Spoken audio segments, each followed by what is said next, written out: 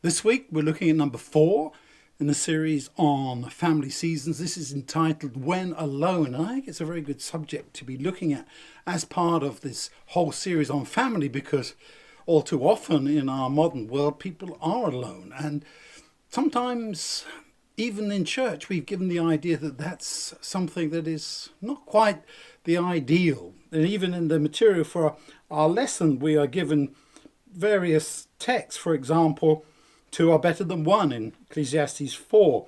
And then in Matthew 19, Jesus says that marriage was meant to be two people becoming one, and that it wasn't intended that there should even be such things as divorce. That was given, he says, because of the hardness of your hearts and so on. So we need to refocus a little bit here and say, yes, there is a plan that is there and we are social beings, but sometimes just because of the way in which this life is, because of the entrance of sin, because of the problems that we face, being simply alone is what we have to face time to time.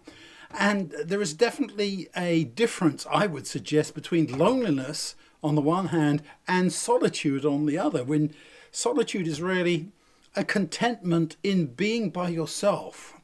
Be still and know that I am God. That's very difficult when you're with other people. You do need to have that alone time in which to do that. So I think we begin there. I want to stress the fact that it's not wrong to be alone, and that being a single person, you can fulfill God's plan in your life as well as someone who is married. And I think that that is something that we really need to consider, because there in Philippians 4, Paul talks about being accustomed to every situation. And he also discusses the pros and cons of marriage in 1 Corinthians 7.